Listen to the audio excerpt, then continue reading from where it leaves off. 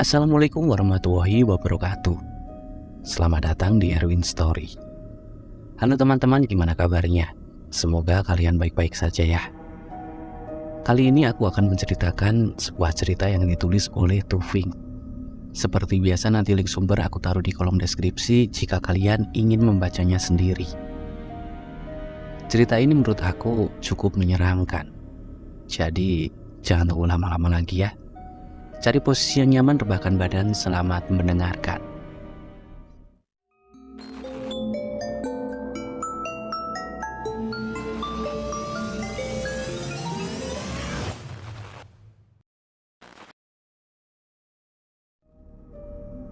Cerita ini adalah cerita dari teman saya yang pernah mengalami hal janggal saat perjalanan mendaki Gunung Penanggungan. Sebelumnya saya sudah mendengar cerita ini sejak lama. Awalnya cerita ini hanya untuk kami, kerabat dekatnya termasuk saya, agar selalu menjaga etika dan tata krama dimanapun tempat kita berpijak, termasuk di gunung. Saya memastikan kembali bahwa cerita yang ada di dalamnya akan saya atur ulang sedemikian rupa. Bahkan mungkin bisa dibilang berlebihan dalam cerita yang saya buat. Jadi intinya, tidak semua dalam cerita ini fakta, dan tidak semua dalam cerita ini fiktif. Biarlah kalian yang menilai. Hanya untuk sebuah pembelajaran dan pengalaman untuk kita semua. Cerita ini terjadi sekitar tahun 2009. Tepatnya di Gunung Penanggungan yang terletak di antara Kabupaten Pasuruan dan Kabupaten Mojokerto, Jawa Timur. Awalnya tujuan mereka hanya untuk sekedar mengisi waktu luang di sebuah warung kopi pusat kota Mojokerto. Namun karena Anton melihat rekannya sedang terkena musibah, ia mencoba untuk menghiburnya. Berkali-kali gagal, ia tetap saja masih tidak bisa terhibur. Akhirnya, gunung adalah solusi mereka. Seperti apa kisahnya? Dan inilah ceritanya. Dimensi alam lain di Gunung Penanggungan. Senja telah resmi menjadi malam. Pukul 18 waktu Indonesia Barat, selepas sholat maghrib, Anton sedang menunggu seseorang di sebuah warung kopi di dekat Jalan Majapahit, kota Mojokerto. Kebetulan saat itu ia sedang libur kerja dan ingin bertemu kawan lamanya yang ada di kota itu. Selang beberapa menit, suara bising sepeda motor terdengar dari halaman parkir warung tersebut. Anton melambaikan tangan kepada pengendara motor itu. "Sorry lama, tadi ada kendala di jalan. Aku habis nabrak orang," ujar pria itu. "Innalillahi, terus kamu gak apa-apa?" tanya Anton pada pria itu yang telah duduk di depan mejanya. "Ya gak apa-apa sih, cuman yang aku tabrak lecet kaki sama tangannya. Untung aja gak ada polisi. Orangnya juga mau diselesaikan dengan cara damai." "Alhamdulillah, syukurlah kalau gitu," balas Anton lega. "Syukur apanya? Aku bayar 300.000 buat orang itu," kesal pria itu sambil memegangi kepala. "Loh, kok banyak? Emang parah?" Pria itu menjelaskan panjang lebar kronologi kejadiannya. Korban yang ditabrak meminta pertanggungjawaban. Jika ingin menyelesaikan dengan cara kekeluargaan, harus membayar besaran sekian. Awalnya si korban meminta uang sebesar 500.000. Namun pria itu hanya memiliki uang 300.000 yang ada di dompetnya. Mau tak mau, ia hanya bisa memberikan sembari mengikhlaskan uang terakhirnya, yang untuk bertahan sampai akhir bulan menunggu gajian. "Lebih baik damai daripada urusan sama polisi," ujar pria itu. Anton yang melihat kawannya kesal itu mencoba untuk menghiburnya. Namun obrolan demi obrolan mereka terasa hambar, karena pria itu tak kunjung tersenyum. Tak sesekali ia mengucapkan kata-kata yang tidak mengenakan untuk didengar. Semakin lama Anton pun jengkel melihat kelakuan dan perkataannya. Tak sedikit pula sorot pandang dari pengunjung lain memperhatikan mereka berdua. Tiba-tiba Anton mengingat sesuatu. jika kawannya ini dulunya suka mendaki gunung sama dengannya. Walaupun pria itu telah vakum mendaki selama setahun silam, apa salahnya untuk mengajak ke puncak lagi, agar lebih tenang pikirannya, melupakan kejadian yang menimpanya. "Ren," ujar Anton. Pria itu masih diam tak menghiraukan. "Randy, mendaki malam ini berani nggak?" tantang Anton. "Di mana?" "Sini aja, yang dekat-dekat, di Penanggungan mungkin," tawar Anton. "Kapan?" "Sekarang lah." Randy hanya terdiam lama, lalu ia berujung menjawab, "Kamu ini, udah aku ketimpa masalah, malah ngajak ke muncak." Nggak ada uang aku." "Justru itu yang asik, biar pikiranmu tenang di atas puncak. Soal uang gak perlu dipikir, kayak mau ke mall aja butuh uang banyak." "Enggak lah," pungkas pria itu. "Ayolah, biar suasana hatimu sedikit terhibur. Gak tega aku lihat kamu kayak gini. Daripada di rumah malah pening," rayu Anton. Setelah lama dipertimbangkan, akhirnya Randy mengiyakan tantangan Anton. Karena pendakian yang terbilang dadakan, mereka hanya membawa alat seadanya saja. Lagi pula Gunung Penanggungan juga sudah menjadi tempat pendakian mereka untuk kesekian kalinya. Jadi mereka sudah hafal betul medan yang akan mereka lalui. Pun soal pendakian mereka sudah berpengalaman. Namun malam hari adalah kali pertama ini mereka mendaki. Pukul 9 petang mereka sudah siap berangkat menggunakan motor Anton. Mereka berdua langsung bertolak ke arah Trawas. Namun setiba di Mojosari, ban motor mereka bocor di tengah jalan. Otomatis mereka harus menuntun motornya sembari mencari tambal ban yang masih buka. Dan lagi-lagi, Randy menggerutu karena perjalanan mereka terhambat. Anton mencoba untuk menenangkan agar tidak mengumpat perkataan joroknya. Namun tetap saja, ia masih terus menggerutu kesal. Setelah beberapa menit mengarungi jalanan, akhirnya ada tambal ban 10 meter di depan mereka. Namun sudah tutup, hanya ada kompresor angin di depan rumah tersebut. Tanpa menunggu lama, mereka langsung mengetuk pintu rumah itu, berharap penjaga tambal ban membukakan pintu rumahnya. Beruntung si pemilik rumah masih terjaga dan mau menolong mereka berdua. Walaupun sebelumnya banyak negosiasi karena si pemilik tambal ban enggan menambal motornya. 30 menit berlalu, motor sudah bisa mereka kendarai kembali. Dalam perjalanan, Randy masih terus bergeming. Anton pun mencoba membuka percakapan, namun hanya dijawab dengan ketus dan tatapan kesal. Bukan seorang Anton namanya. Jika ia melihat sahabatnya marah, langsung putus asa. Ia terus mencoba membuka obrolan-obrolan ringan. Dan akhirnya Randy juga bisa luluh dari egonya. Ia sudah mulai bisa tersenyum kembali. Anton paham tabiat Randy yang sedang kesal. Hanya diam dan minta diperhatikan, layaknya seorang gadis yang sedang ngambek kesal. Pukul 22.30, mereka telah sampai di dekat perempatan Balai Desa Tamiajeng. Mereka mengambil jalur Tamiajeng karena terbilang jalur umum pada saat itu. Di sana mereka menitipkan motornya pada salah satu rumah warga yang bernama Maksud. Karena kebetulan Maksud ini juga memiliki warung di depan Balai Desa Tamiajeng, yang juga telah menjadi langganan beberapa kali saat mereka akan mendaki Gunung Penanggungan. Di sana mereka sudah dianggap seperti anak sendiri oleh Maksud. Maksud bertanya perihal kedatangan mereka malam itu. Lalu mereka menjelaskan bahwa tujuan mereka berdua adalah ingin mendaki tengah malam. Seketika itu Maksud kaget bukan kepalang mendengar penjelasan dari mereka berdua. Karena sangat jarang sekali ada pendaki tengah malam. Biasanya mereka mendaki pada pagi hari kalau tidak siang hari. Bukan melarang, Lebih tepatnya perkataan Maksud saat itu adalah meminta agar mereka mengurungkan niatnya dan melanjutkan pendakian di esok hari saja.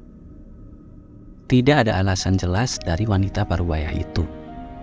Beliau hanya mengingatkan jika memang niat mereka mendaki pada malam hari, lebih baik esok saja. Karena jarak pandang dan jalur menuju puncak malam hari akan lebih sulit dibandingkan di siang hari. Namun Randy menimpal perkataan Maksud. "Halah Mak, orang kita sering mendaki di sini saja kok. Apalagi penanggungan, sudah hafal banget sama jalurnya," papa Randy dengan sombong. "Hus Ren, jangan sombong begitu.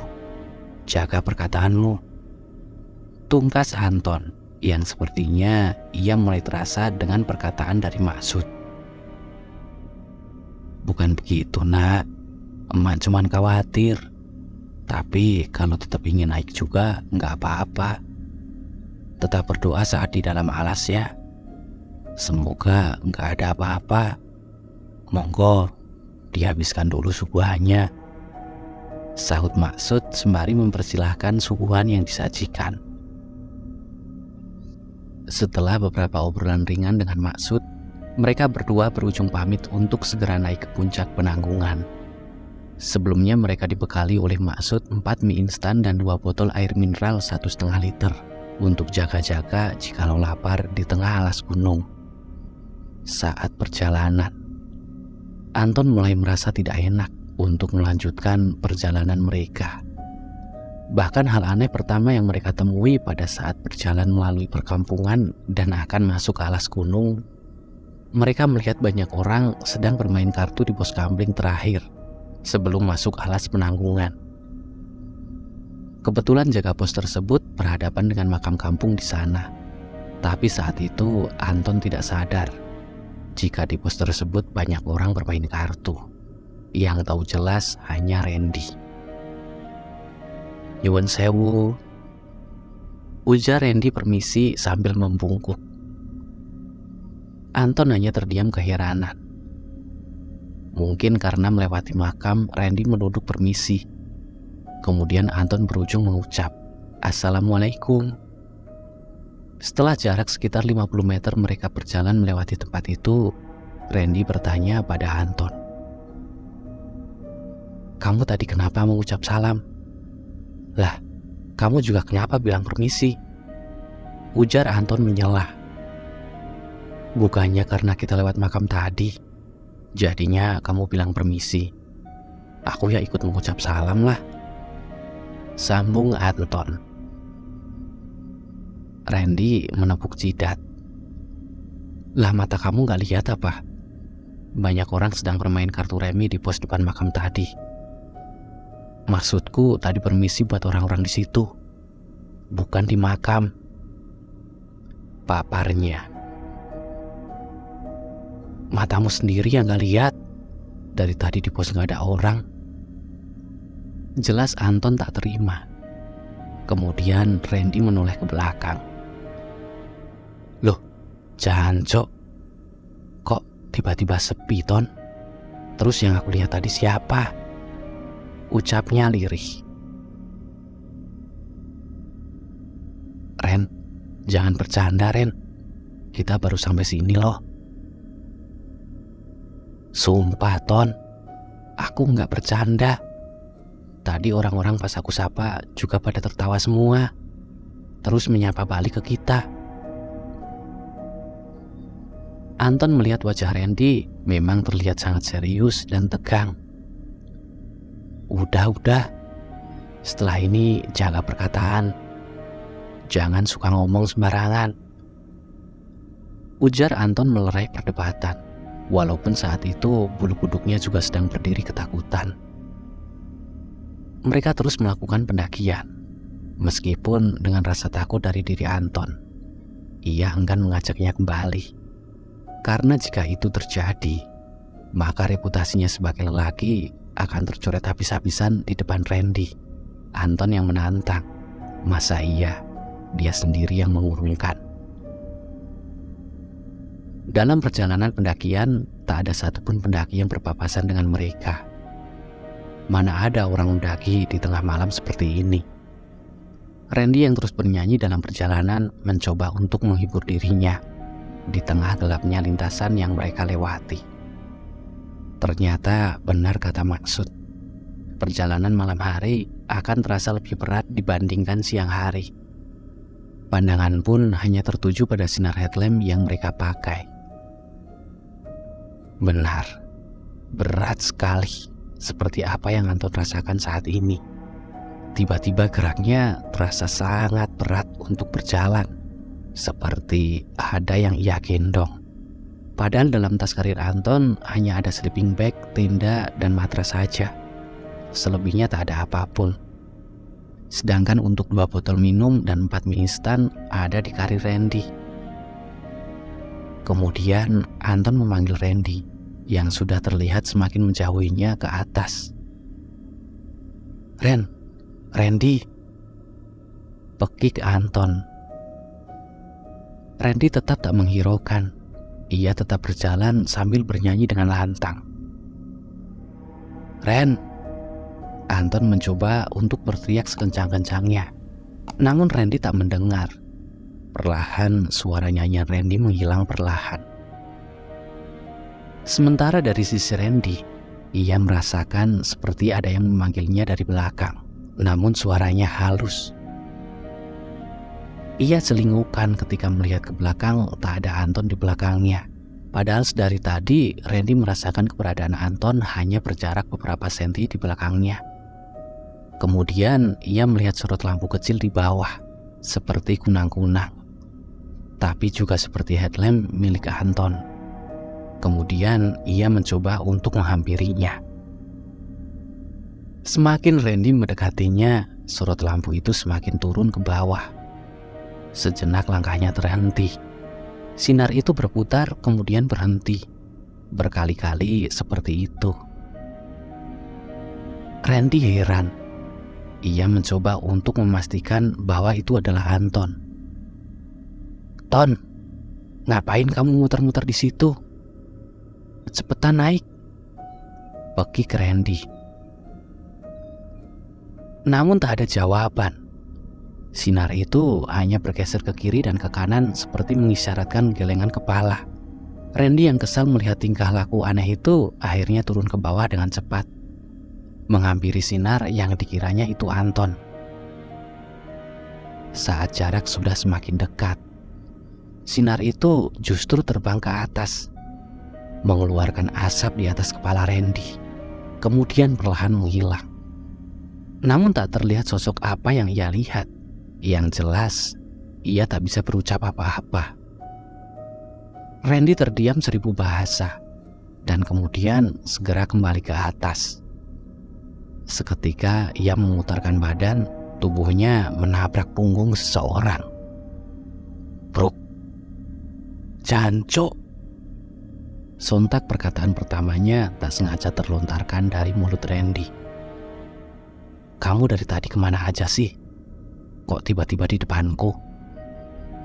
Sambungnya heran. Ternyata itu adalah tubuh Anton.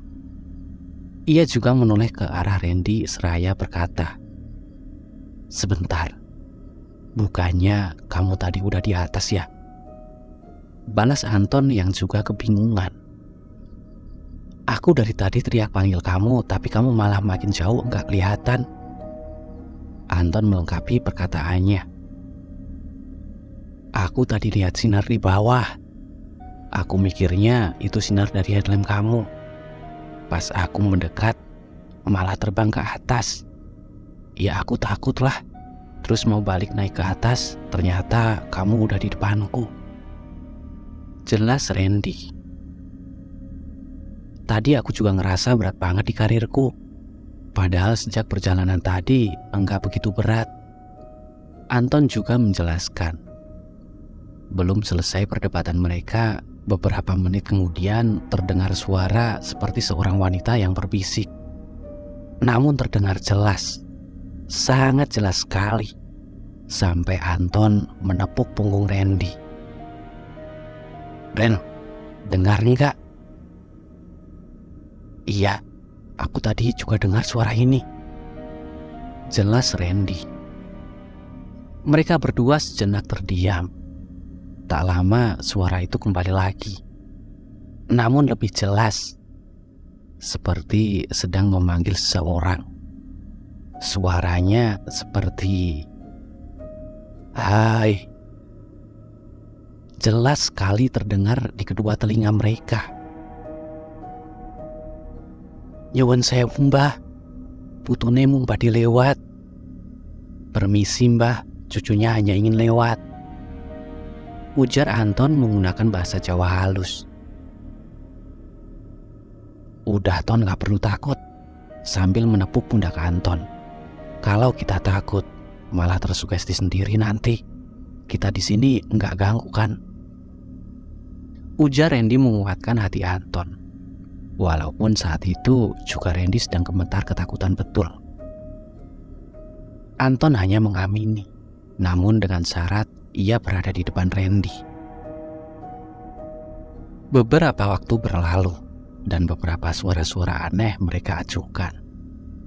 Pukul 3 pagi mereka telah sampai di Puncak Bayangan, tempat camping ground terakhir sebelum mencapai puncak Penanggungan untuk pendaki melalui jalur Tamiya Ajeng. Dan lagi-lagi, kejadian janggal terjadi pada mereka berdua. Saat Anton sedang membuka carrier bermaksud untuk mengeluarkan tenda, tiba-tiba tenda dan sleeping bag tak ada di dalam carriernya. Dioyak-oyak dan dibuka resleting dalam carriernya masih tidak ketemu. Sementara Randy yang tengah menikmati tembakau di sebelahnya melihat kawannya sedang kebingungan. "Ada apa? Tendaku di mana ya? Padahal tadi aku bawa loh," jawab Anton sembari mencari tendanya. "Tadi kamu taruh mana?" "Ya di dalam karir lah." "Mana yang hilang tenda sama SB lagi?" Anton mulai panik. "Terus gimana ini? Jangan-jangan matras kamu juga hilang?" "Aku nggak bawa tenda sama matras loh.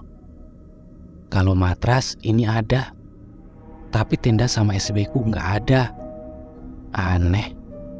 Padahal karirku nggak ada yang bolong." "Ya udahlah, gelar matras saja. Bentar lagi juga pagi. Alamat, nggak bisa tidur dah," ujar Randy sambil terkekeh. Anton hanya diam tak menghiraukan.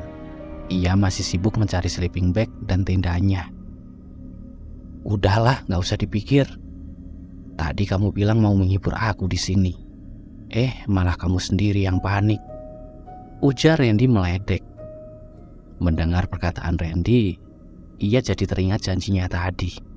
Kemudian Anton mencoba untuk merelakan kehilangan sleeping bag dan tendanya. Namun masih saja ia membahas itu dengan Randy. "Kamu ingat gak Ren? Tadi aku sempat bilang kalau punggungku sampai berat banget. Tapi setelah kamu tabrak dari belakang, rasa berat itu tiba-tiba hilang.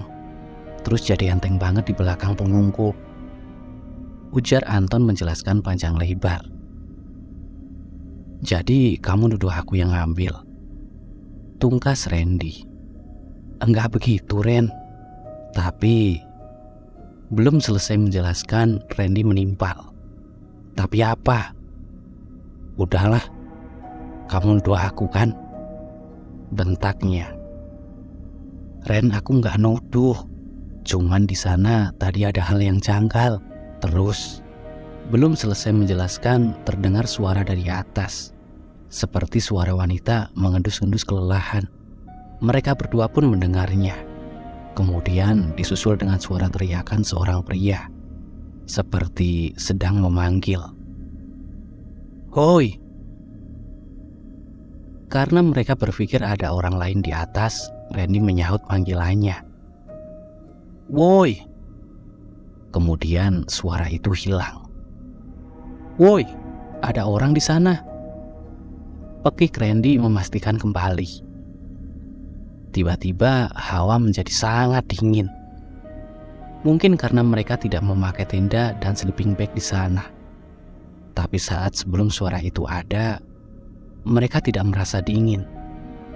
Dingin sih memang dingin, namun hanya dingin pada umumnya saat di gunung. Angin pun terasa menghembus begitu kencang. Beberapa menit mereka bertahan. Semoga tidak terjadi hipo di antara mereka. Jika terjadi, maka akan sangat merepotkan. Di sela-sela hawa dingin, suara itu kembali memanggil dan dibalas oleh Randy. Namun tidak ada balasan kembali.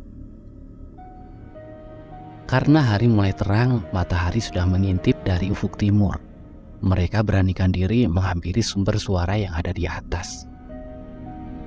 Mereka yakin bahwa di atas ada banyak orang, dan yakin mereka sedang digoda oleh orang-orang yang ada di atas. Namun sepanjang perjalanan sampai di atas puncak gunung, tak ada satupun orang yang ada di sana. Mereka heran, sedikit takut, lucu tapi tidak bisa tertawa.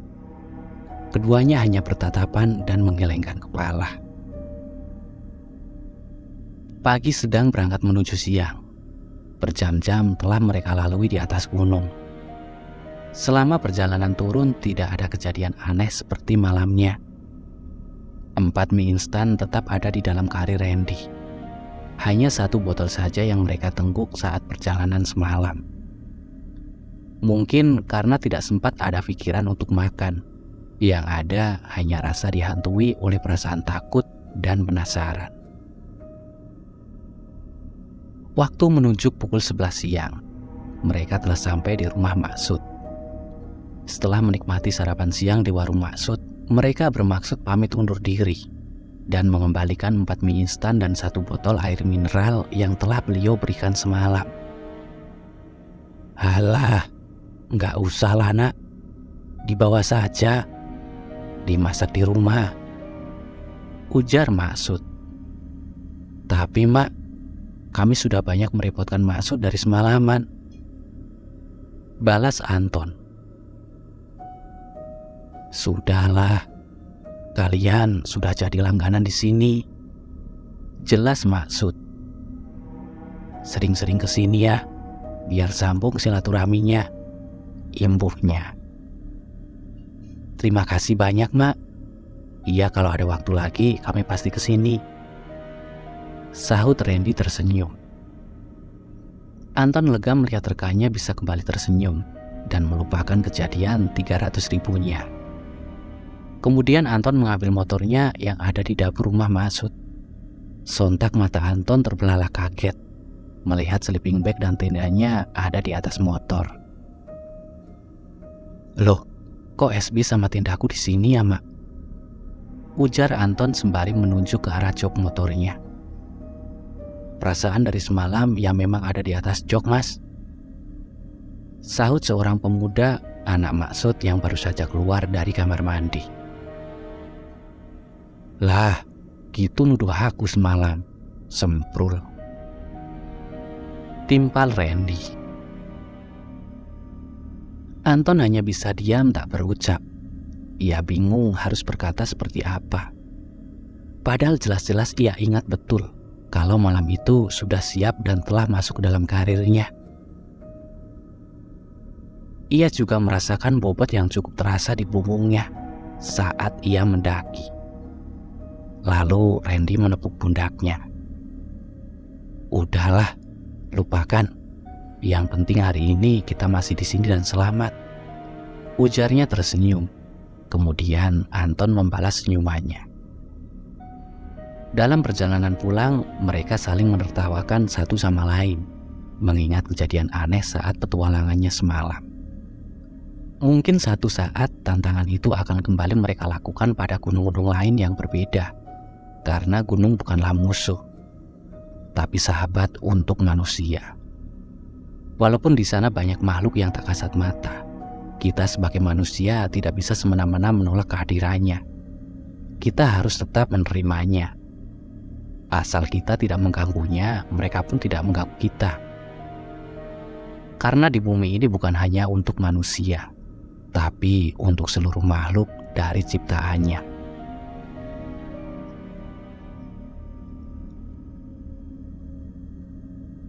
Oke, terima kasih yang sudah mendengarkan cerita ini sampai selesai.